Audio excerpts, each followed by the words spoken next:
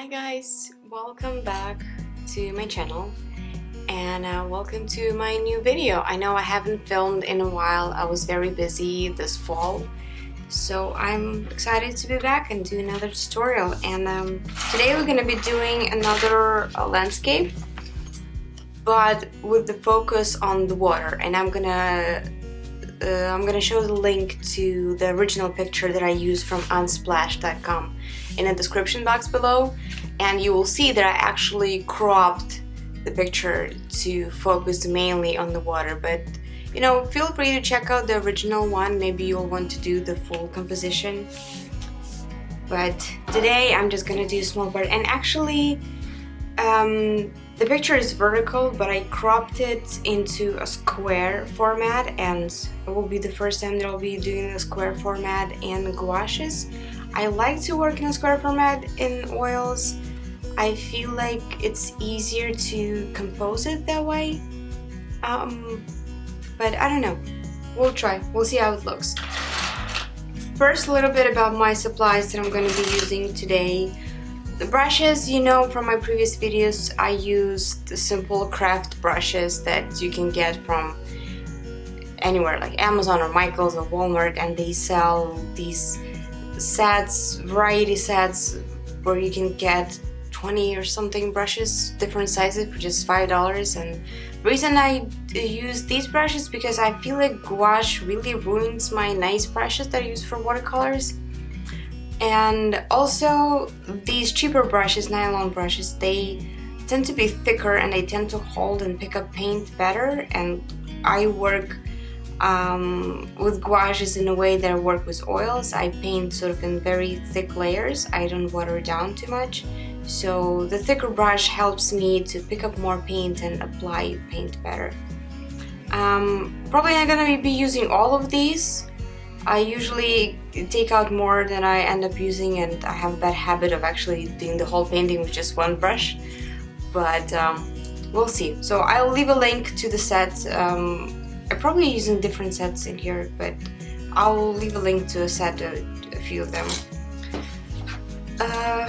Paper towels, which is the main thing that I'm going to be using for cleaning my brush. A cup of water. I only use water to just clean the brush between switching colors. I don't really water down my paint too much, as I said before, so I'm not going to be using water that much. And my paints, again, probably not going to use all of these, but this is just what I have. So I'm going to take out brushes now. I mean, the paints. I'm going to take out the paints that I'm going to use today. So, sap green, I'm gonna use this one, lemon yellow, I don't know, probably not.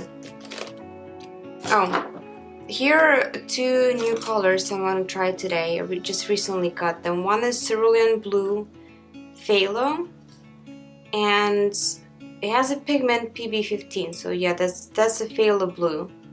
And I'm excited to mix the watercolor with this one. The color of the water, not the watercolor, but oh, anyway. And yellow ochre. I finally got my hands on this one because I really like to use yellow ochre in my oil painting, and I'm just used to mixing greens with this color. Just makes them a little more natural. And well, of course, you don't have to use the sap green. You can always mix the sap green with by mixing phthalo blue and cadmium, or no, what is he using? Probably not the cadmium, but the Indian yellow. At least that's what they use in oils. But anyway, I'm just used to using the straight out of the tube because for the convenience. But again, you can mix your own. You don't have to buy all of the colors. Titanium white, Prussian blue. Makes really nice blues, and it's nice to add to the greens, especially the greens that you put in the shadow. Some permanent yellow deep, which is basically the color of the cadmium.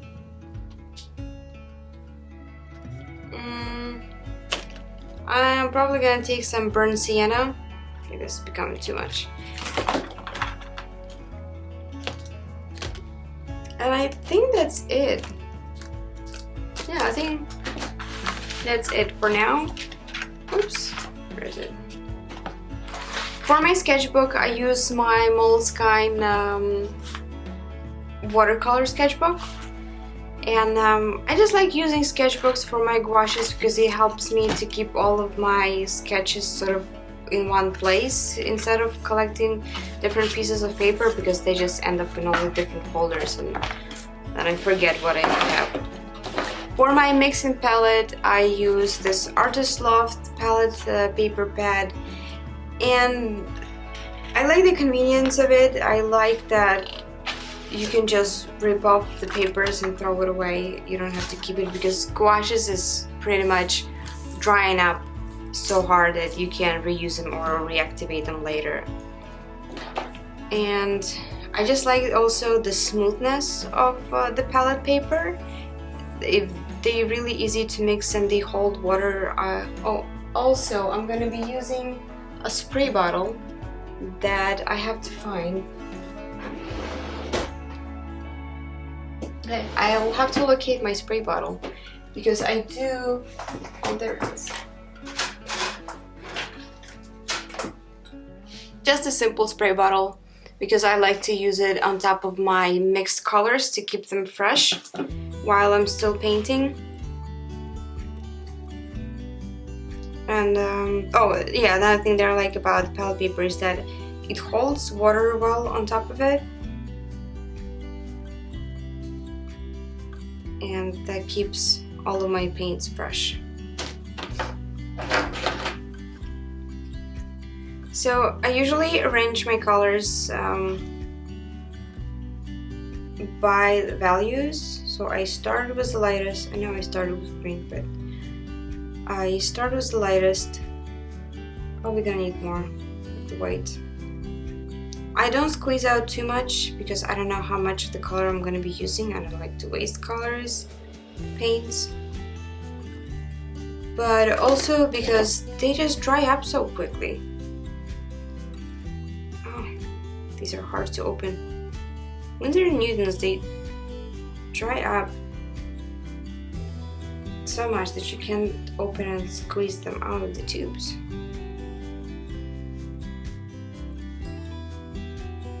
Okay, I'm probably gonna speed up through this so you don't have to watch the whole thing.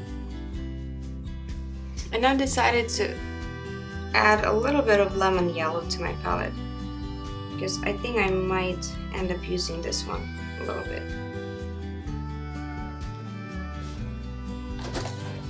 Alright, so I'm gonna put this to the side now.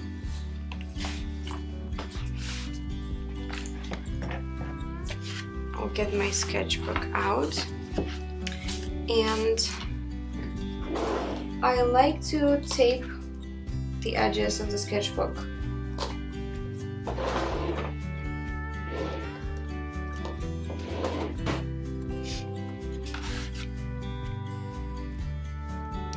I'm gonna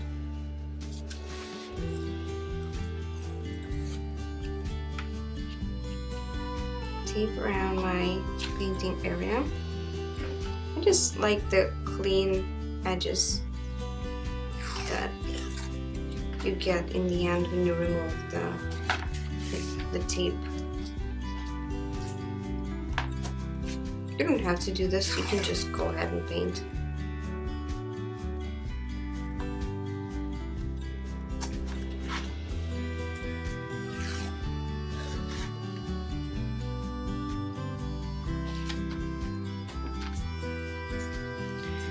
Alright, so this is going to be a pretty small sketch, and I'm going to start with pencil sketch, just mapping out my composition. I don't go into too many details with the pencil because I'm going to be painting over it anyway. So I'll start with my horizon line, which is kind of off to the top a little bit.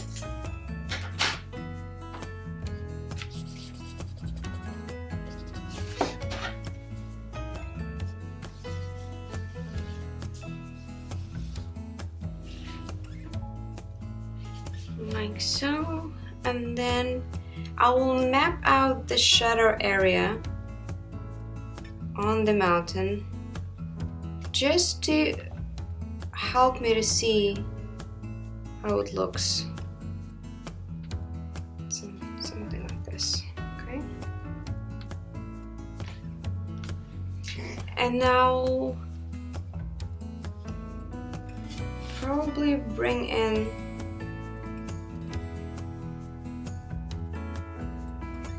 this side a little closer so that we have more variation. The horizon line, and we've got some pretty tall trees here. Some of them are going off of the frame, or at least on what I have with the way I crop my picture. And you don't really have to do the trees now because I'm gonna be painting the mountain first and then putting the trees on top of them, so I'm not gonna see my pencil lines anyway. But this is just to help me to see right now what the composition looks like. And it looks like we have got some rocks on this side and something in the water on this side, some rocks in the water. But my main focus today is going to be this tree log that's underneath the water. Let me just see what's the best way to position it. I'm gonna put about some logs that was also seen there.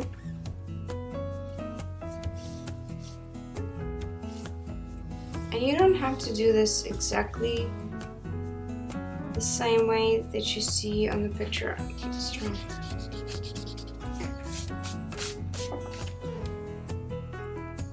You can reposition them a little bit.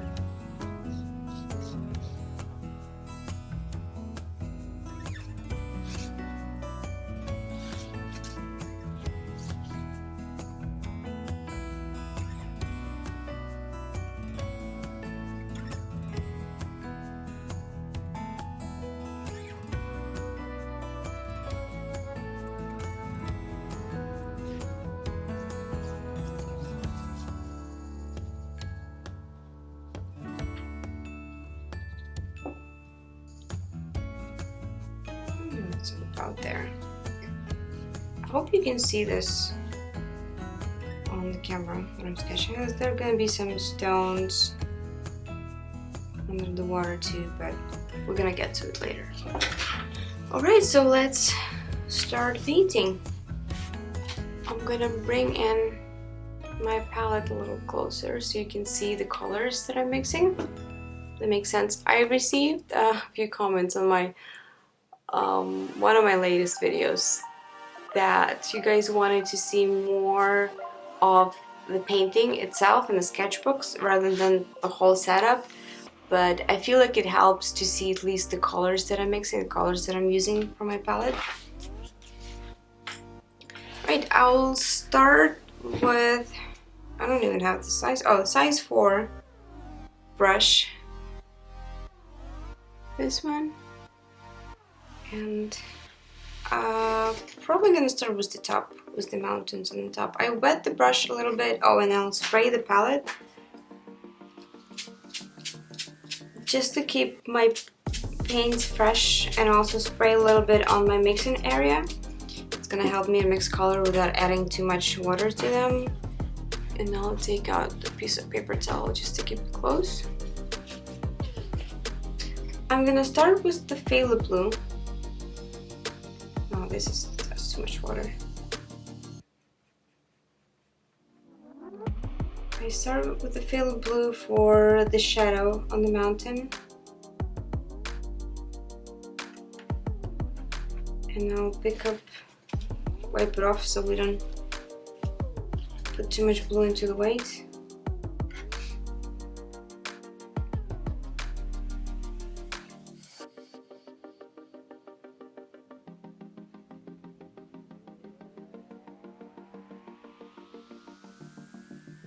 the white got a little chunky. It's harder to mix, and I want to make sure that I get all the pieces mixed, so that I'm going to put it on the painting. I don't have the accidental areas of the colors that I didn't expect.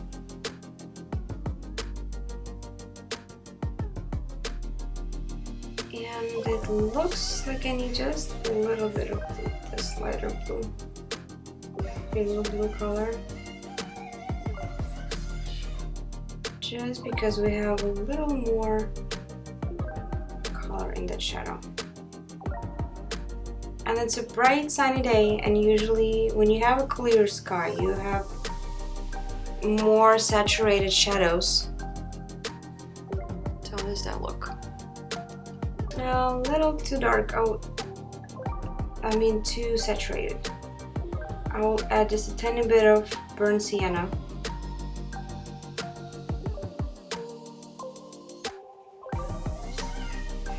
Adds a little bit of a greenish tint. I wonder if I should take out some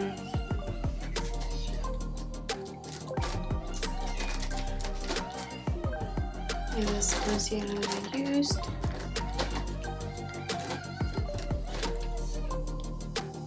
I'll take out some red ochre to tone down my blues when I need it.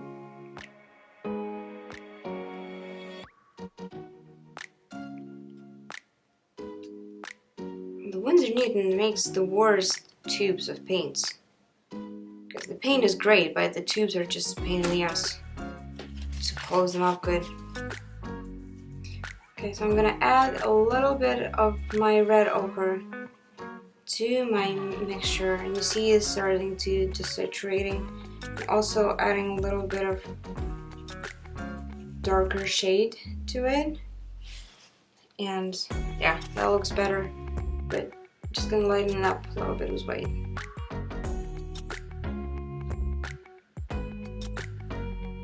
Well, the nicest thing about gouache is that you can always go back and rework the color if you feel like after you completed the main areas of your painting and the place where you started looks now too dark or too light or too saturated or not saturated enough. You can always go back and rework. Unlike with watercolors, when you have to keep that in mind when you just start painting.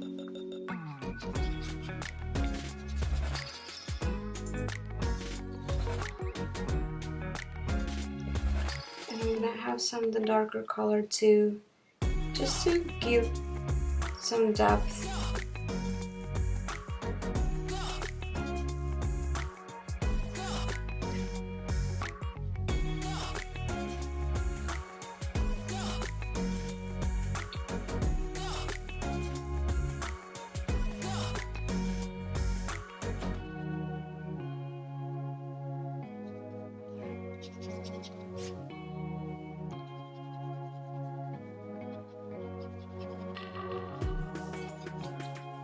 You see, even though my paint is quite thin, it's not thin to the point where it's transparent, so it still stays opaque and covers the paper pretty well. I'm gonna mix a little bit more of the darker color just to indicate maybe some trees in there. And remember that dark gouaches dry up to a lighter tone, slightly lighter tone,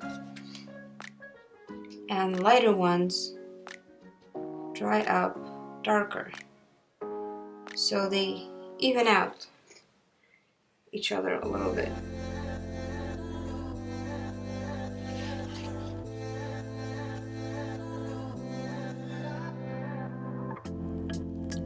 Darker areas in there.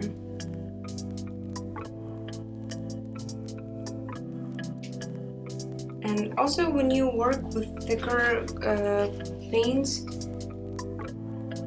with thicker consistency, your paint stays wet a little bit longer, so when you go over them with a different color, you feel like you're picking up some of that. And I actually use that to my advantage because I like to mix the color with a layer underneath of it a little bit, just for a more natural look. But if you don't like it, then feel free to wait until it dries. I'm just using the tip of the brush to just go over and add some texture to that shadow part of the mountain. And I like to work sort of with one area at a time. I know a lot of artists prefer to develop sort of the majority of the painting first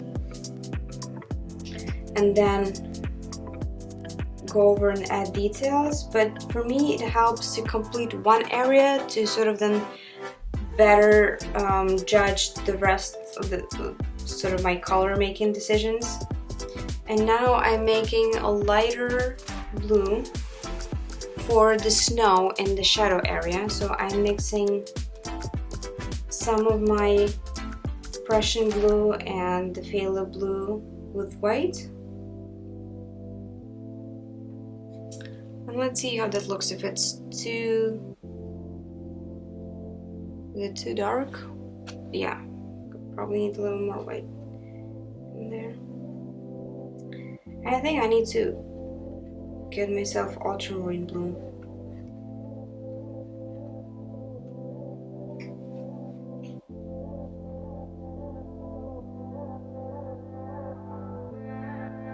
Is this a little better?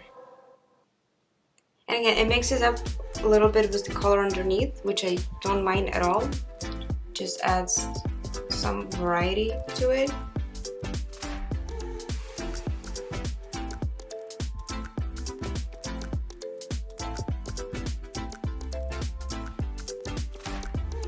And I'm adding a little more of the snow than I'm seeing on the picture, but I just think it helps to create more interest in painting.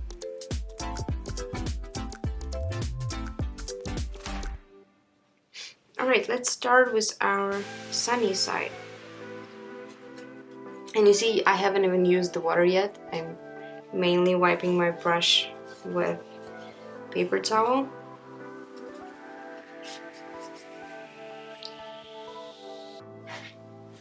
So our left side of the mountain, which is in the sun, has more greenery on it, so I guess I'll start with that, with the mixing my sap green and my yellow ochre.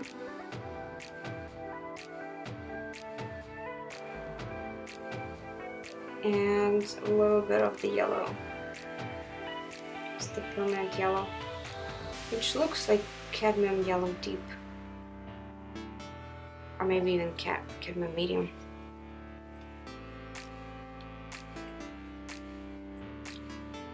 And the color that I mixed looks warmer than what you see on the picture. But I just like, for the sunny days, to have a little extra warmth in the greenery.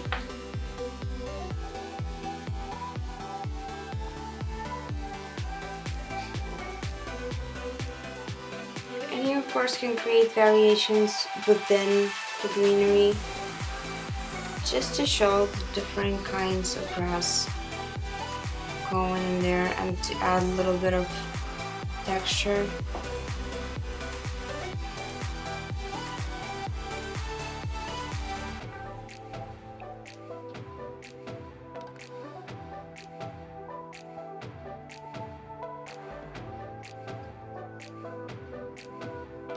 And I'm not going to be covering this area too much because I'm going to have my trees in there, so they will be blocking, but just to cover the white of the paper, and then if I have some open areas between my trees I'll put later.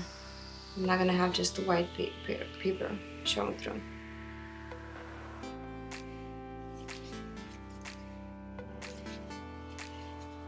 Okay, we got that, and now I'm gonna mix the light gray, which I'm gonna base off of this blue color that we have. Just gonna add a little bit of the red ochre.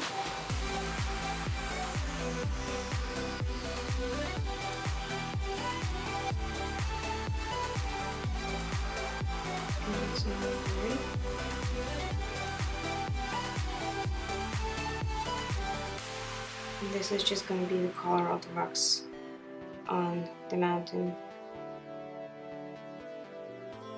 Actually, I don't mind having a little more saturation in there, so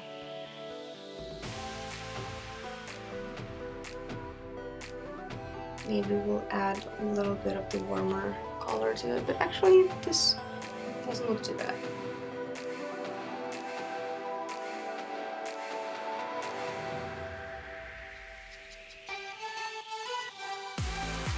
A little bit more of the warmer tone of the red ochre and burnt sienna, since we're having such a nice sunny day.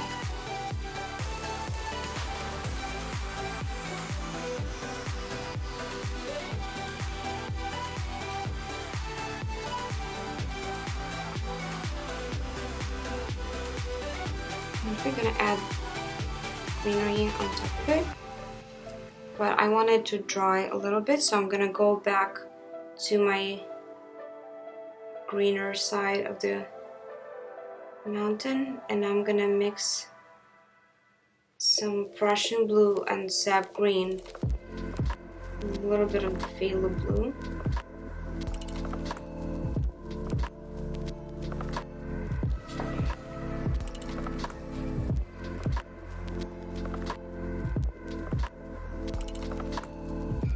And this will be for some taller trees that we see right here on the edge of the shadow. If it's dark enough.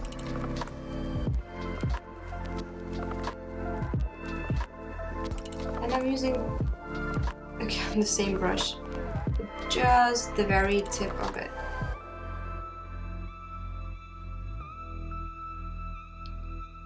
Because you can shape it when you're picking up the color, you can shape it so that you have a nice flat tip on it. And even if you have some stray bristles. Okay, my camera just stopped recording for some reason. I don't know where it ended. I'll see once I edit the picture. The video, but I was just working on the trees in this area, and I was saying that I'm keeping in mind that the paint is going to dry a little later, and I'm saying that is because everything that's sort of far in the distance you want to keep with the last contrast, so you want your highlights to be a little darker but your shadows to be a little lighter. And just in case these trees turn out too dark compared to the trees I'm gonna have in the middle ground, I can always go back and rework them. So now let's put a little greenery on. Oh, my paint is dried up.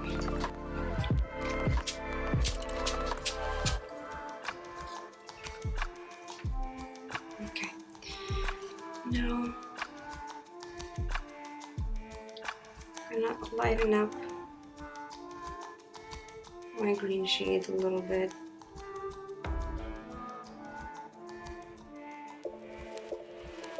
And I'm using some of the lemon yellow. It's actually pretty nice for mixing the lighter greens.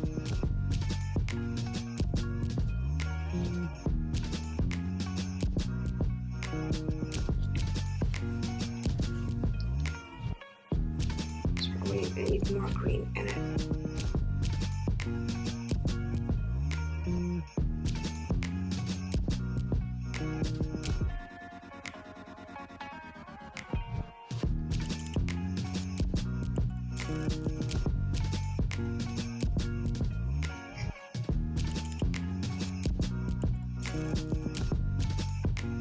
Yeah, add a little bit more green so I think it looks better this way. I also have to remember that we're now covering up not the white of the paper, but the gray color of the mountain. So our colors need a little extra saturation just to make up for that fact.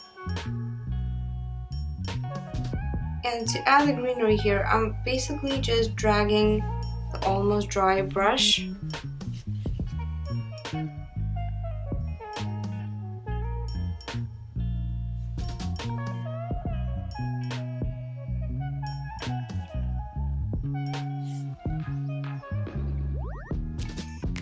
to create different textures in there.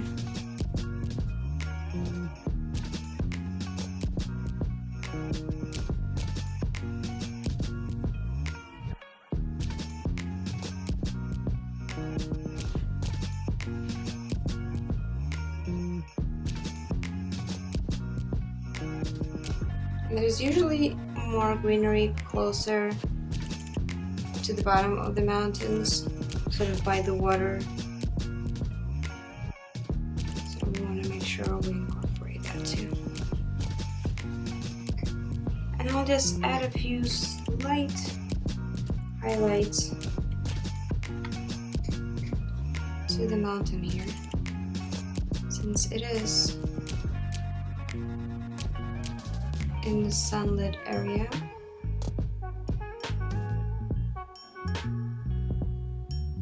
And it also helps with creating a nicer texture.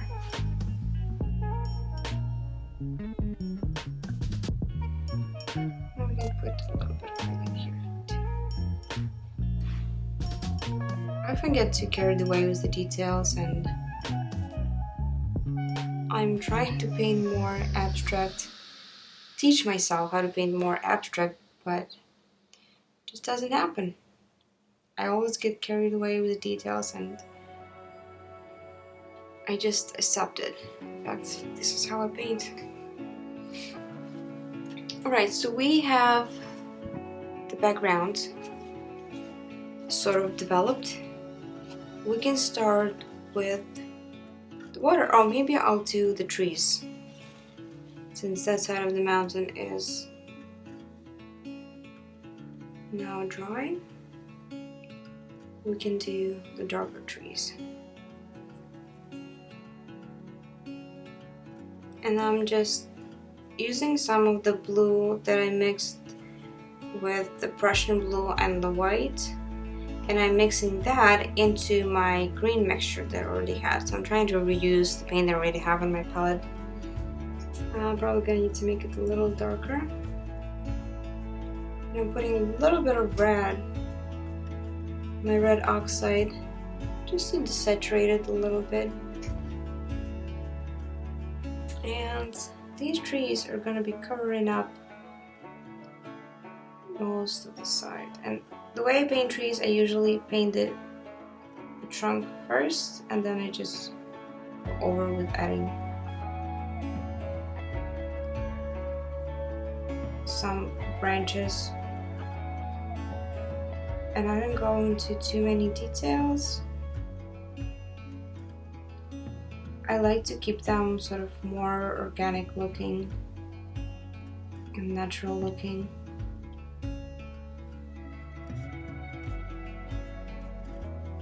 And actually the more random you make the branches look, the better they end up looking in the end. Because when you're trying to really paint this triangular shape of the pine trees, they just end up looking completely unnatural. I'm gonna mix a little bit of the darker color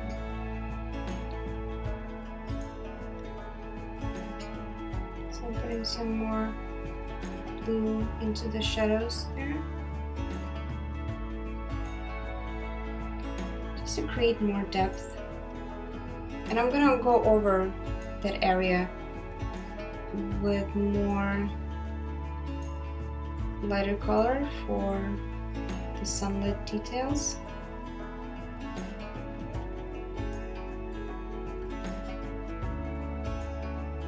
Try not to cover it up too much so that we don't have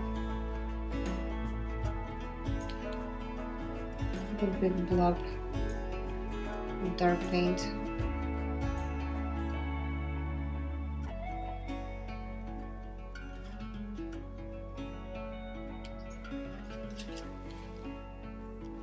Alright, now we can go over the sunlit area, sunlit branches. And you don't want them to be too bright, just enough to create sort of the silhouette of the trees. And keep in mind the direction of the sunlight.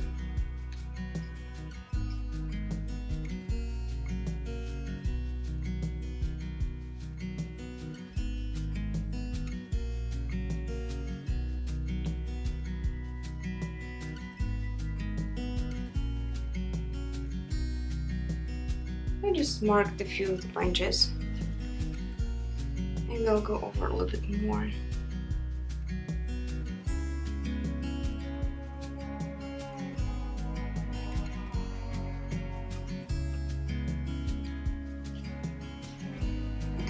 There. Just put just a few lighter highlights.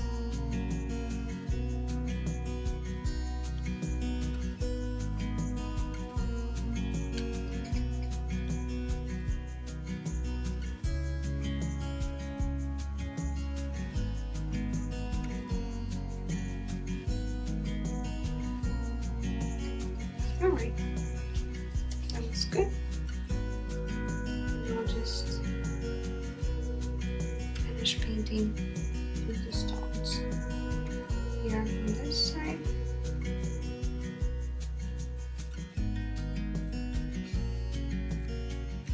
And I'll mix the shadow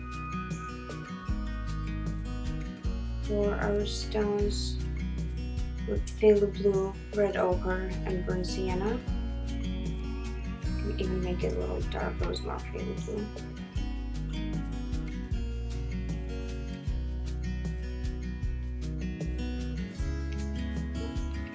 Darker.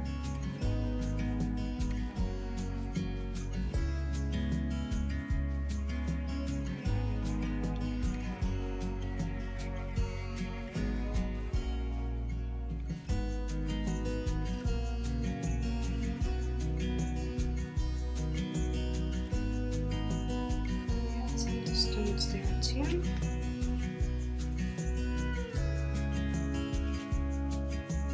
And I actually like to create some color variation within my shadows, because it's only on a photograph that you see shadows completely dark without much detail, but in real life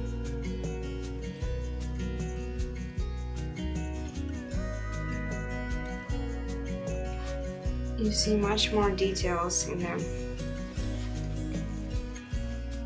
Alright, we can start with the water. For the water, I'm gonna create the basic color. We're gonna need a new piece of paper towel. I'm gonna take a large brush. This one.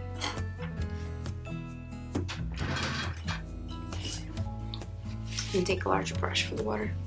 So for the water, I'm gonna develop the main color of the water, and then I'll go from there. I'll do the shadows and the highlights after that, because I think it's gonna help me judge the color better. So I'll wet the brush a little bit, and I start with my phthalo blue, which is obviously too saturated, as you can see.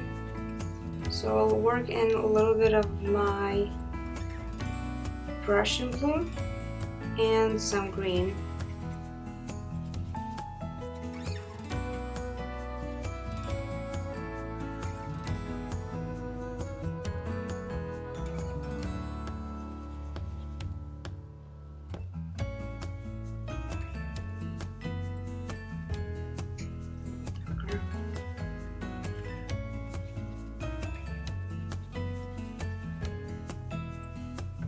And often when I make new mixtures, I incorporate colors I already have on the palette, just to create some more unity between my colors.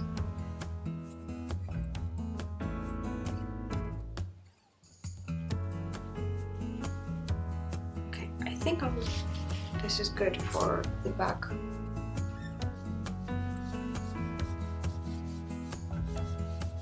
Painting. I can actually use a little more water for this, since I'm going to be covering a large area. Okay, now we're going to start getting a little lighter.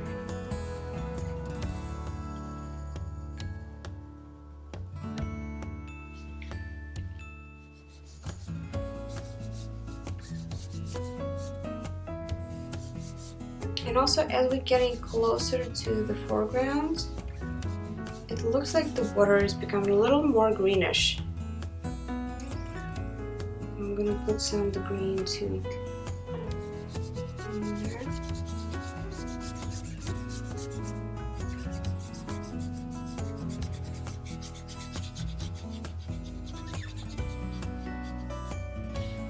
And it's also nice to have the variety of colors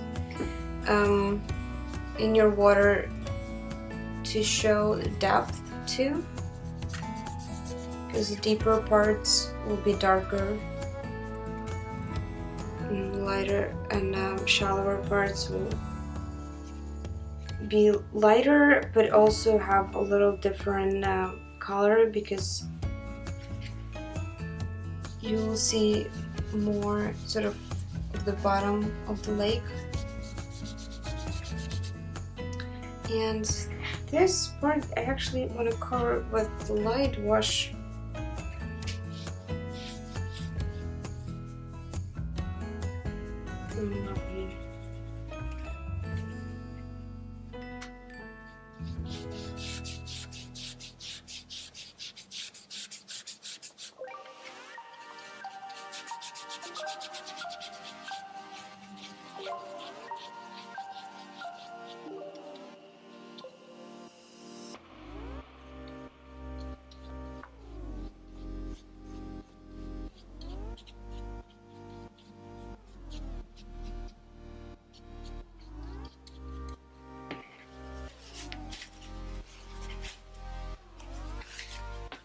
Oop, I went out of the frame a little bit. Okay, so it's gonna dry for a little bit, and then I'll add more shadows to this area where we have our trees reflecting. We add a little more highlights to where this mountain is reflecting, and then we'll work on the foreground. Okay, I took a little break and moved around a little bit because I can't sit for so long. And now I'm ready to start with the details in the water. I'm taking my smaller brush again, and you'll see so far I have not used the water at all. I'm just wiping the brush with paper towel.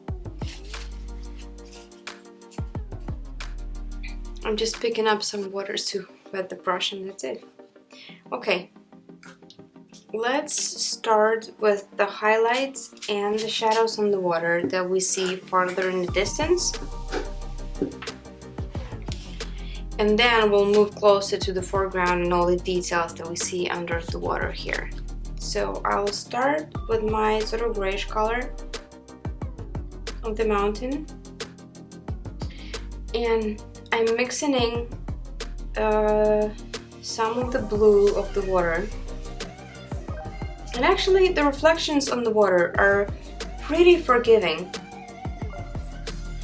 because you can make them as detailed or as abstract as you want. Remember just the main rule that the highlights reflect a little darker and shadows reflect a little lighter. And that's pretty much the only thing you have to remember about it. And just remember to keep them quite symmetrical to your subject that you're trying to sort of show reflecting.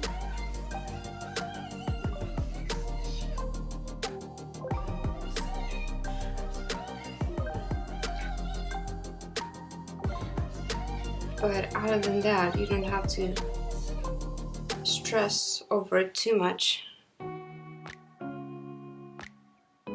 because reflections are not usually the main subjects of the painting. They are just there to add a bit of realism to your painting, so people don't really focus on how precise your reflections are. They're just, as long as they're there, you're good.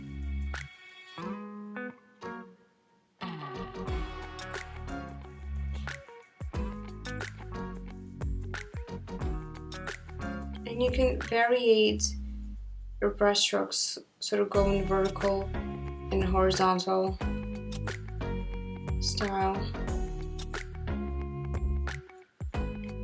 just to indicate some ripples in the water. And now some of my greens that again gonna have more of the bluish tint to them.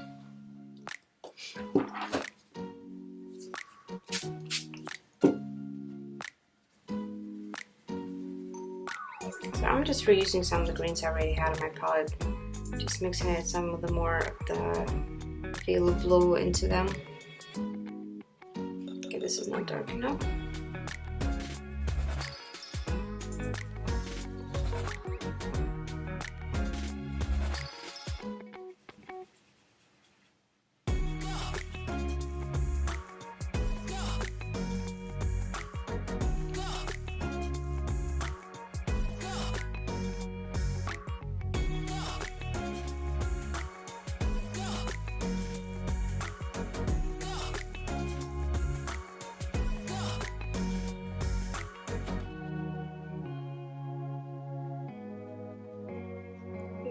Just sort of copying the tree line that we had and bringing in some of the details from the mountain that's in the shadow.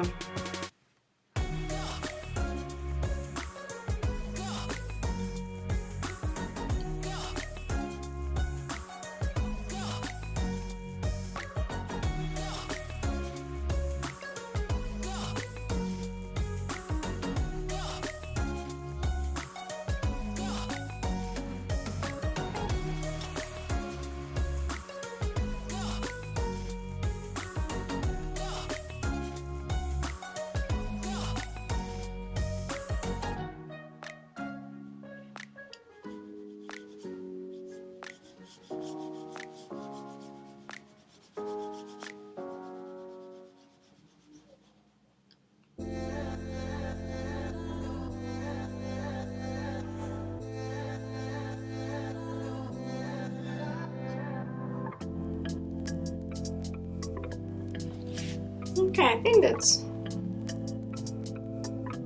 sort of getting close.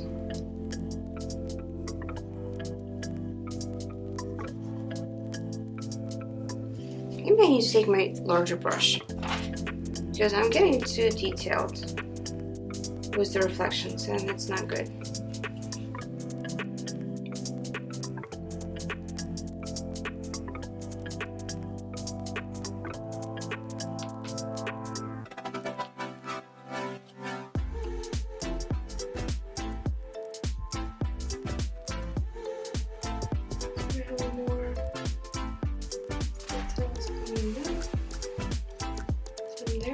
And now a little more green for the reflections that we have of our trees here.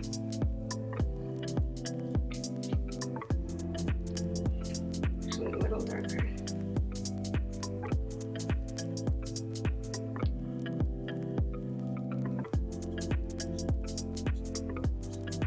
These are going to be sort of more vertical reflections because our water is quite still, but it always helps to just do a few brush strokes sort of going across to remind you that we're working with horizontal with flat surface. I can't really say horizontal surface. There. And we have some highlights in there too in our trees. So I'm gonna add that too to our reflections. Now just a little bit, doesn't have to be too much.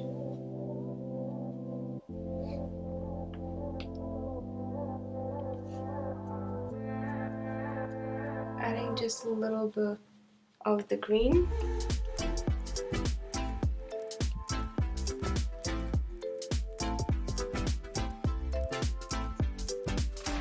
Yeah, and larger brush definitely helps.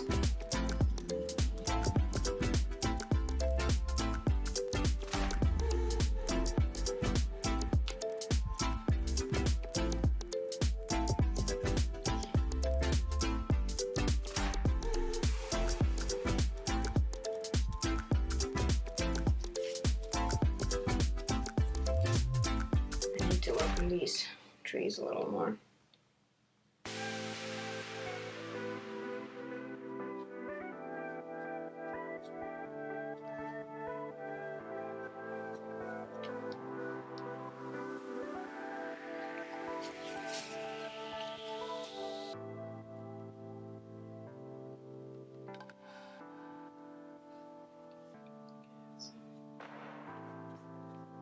Just add some lighter sparkles in the water.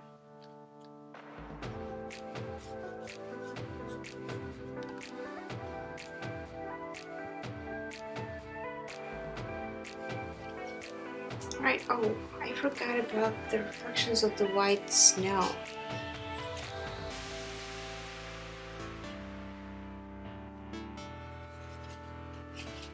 Oops, that's too green.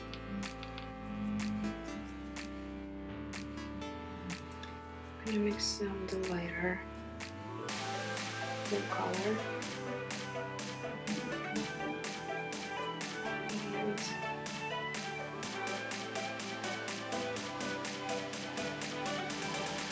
gonna add some snow.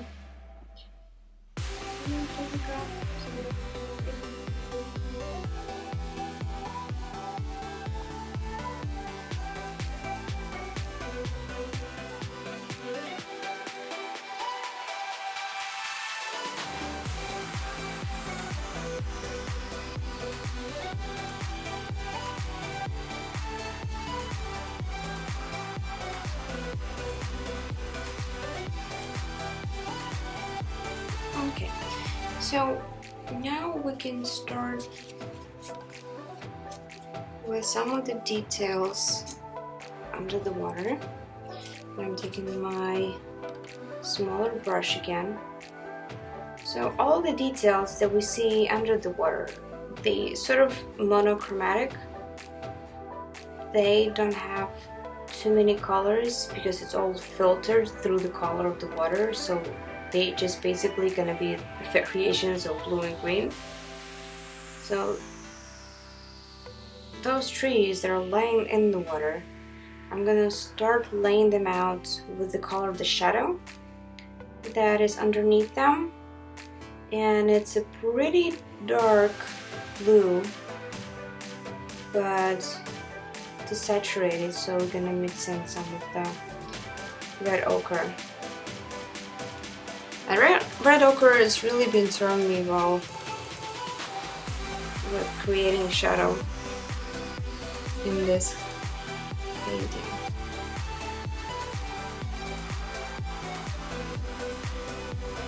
First one going there. And one going there. And I'm gonna just blend the edge a little bit.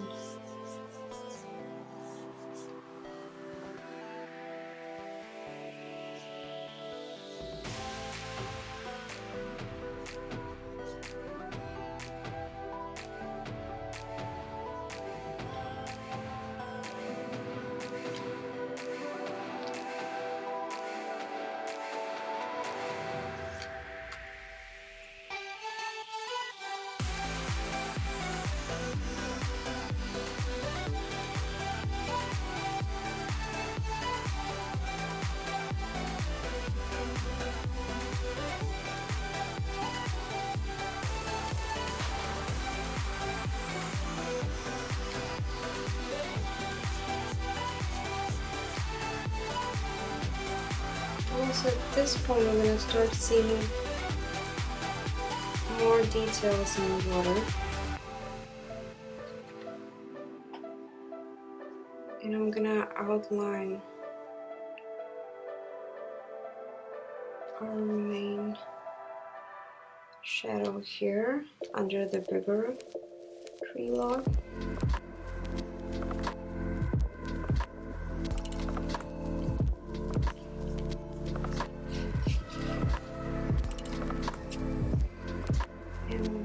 I'm gonna mix the lighter color for the lighter details. And I'm just reusing some of the green and blue mixture that I had here and adding some white to it.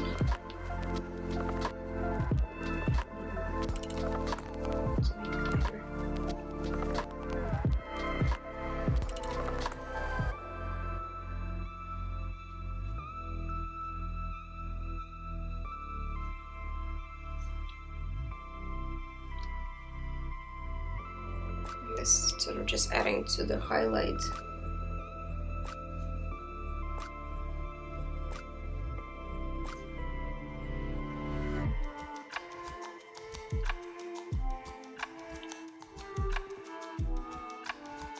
So the highlight top area.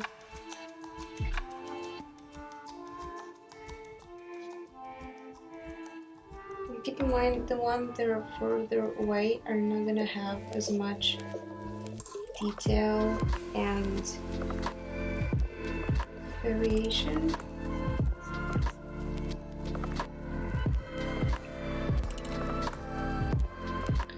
Only the ones that are closer.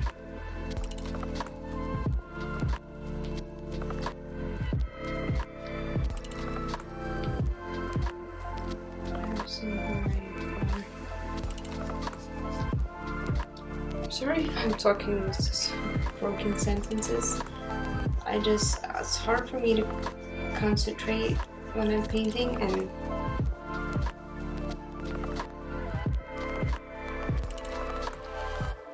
I'm just sort of not good at using my left side of the brain when I'm painting.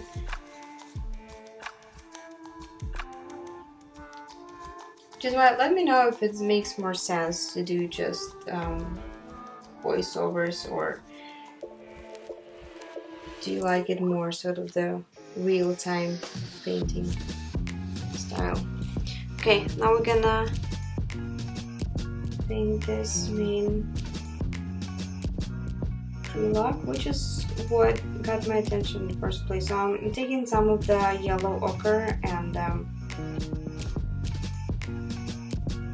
some of the blue, lighter blue that I had mixed, because we only see the color on this top piece that I don't even know if it reaches the surface, or maybe it's just right under the surface of the water. And then it just slowly transitions into the green.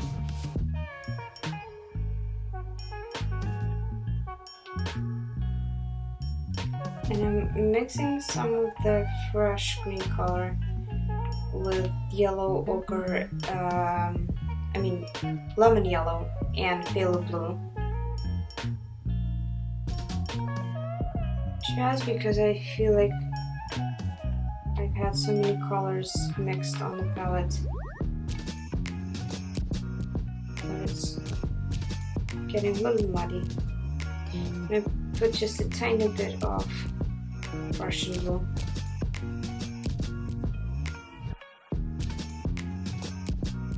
It's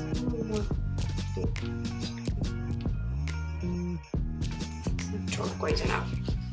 Okay, sort of.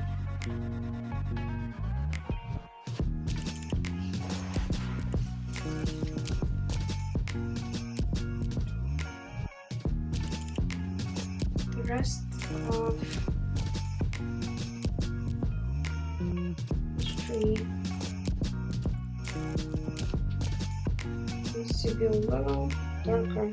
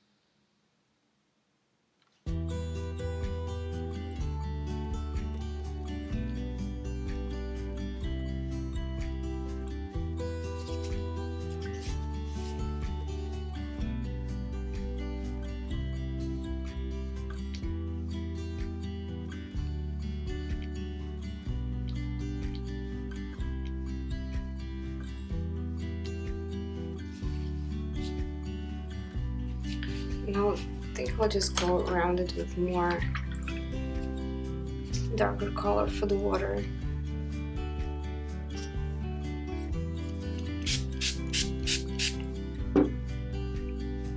Oh, actually, I used a brush.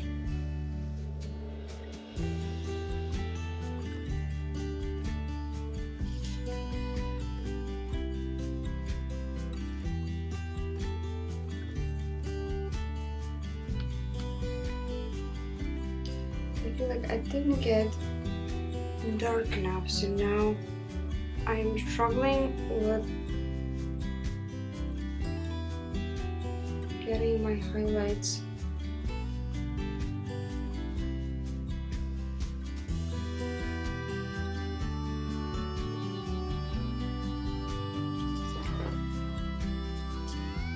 I've darkened the water, so now my highlights hopefully are gonna show through better.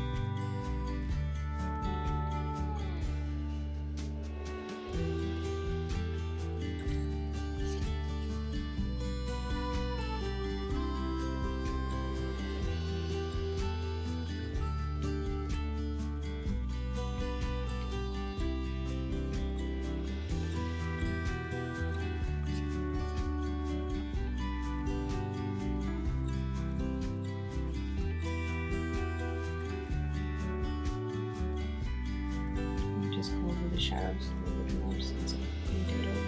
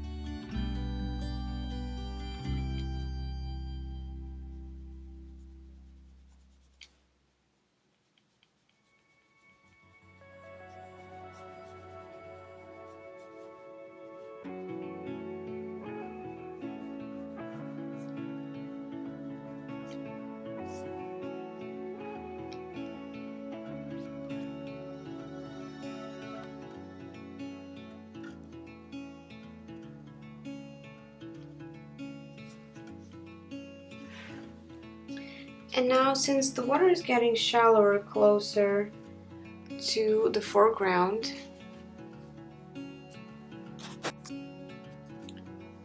we can add a little bit of the saturation of the details and all of those little stones that we see right under the water. Just a little too.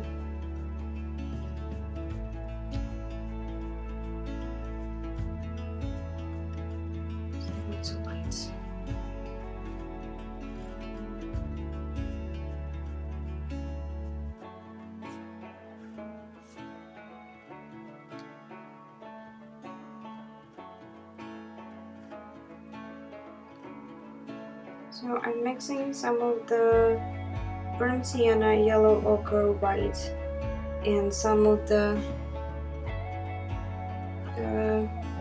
green, blue mix that I already had on my palette.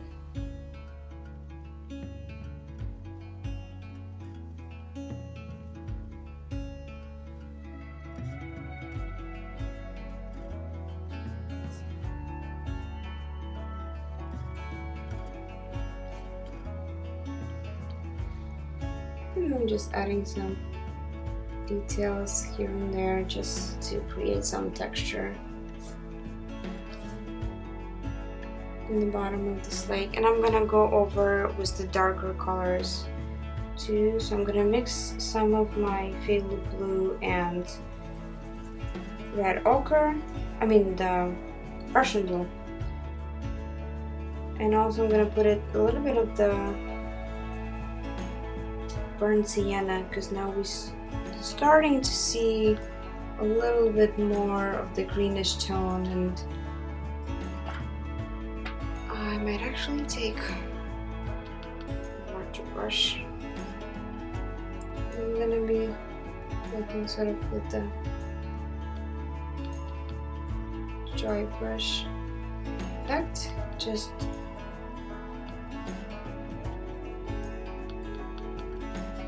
for more interesting textures. And now go with more details just under these, under some of the rocks.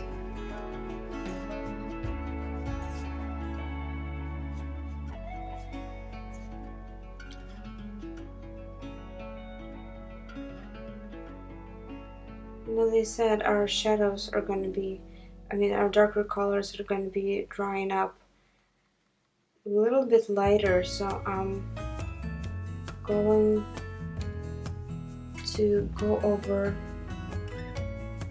the shadow under this main tree log just once again, just to sort of lift it up a little bit.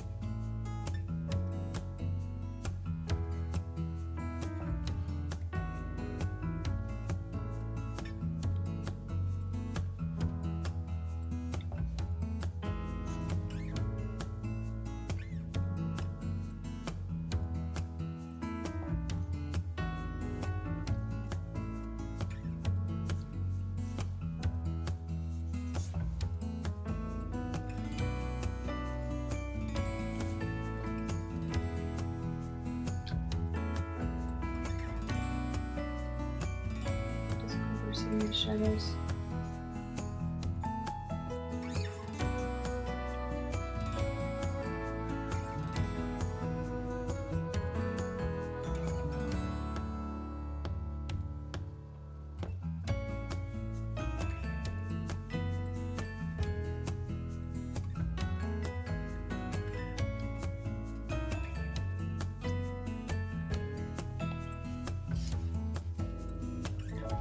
We can use just a few more highlights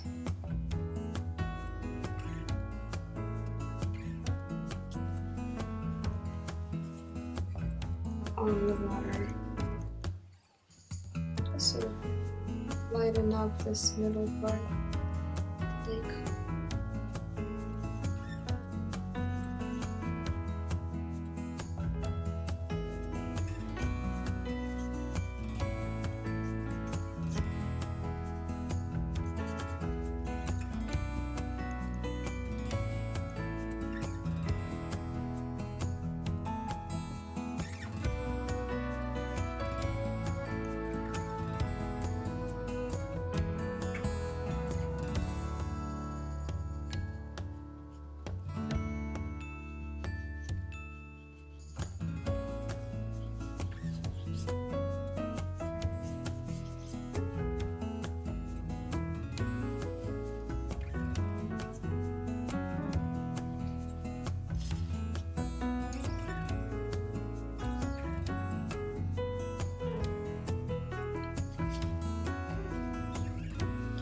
alright, I think that's it for this painting. Now, my favorite part.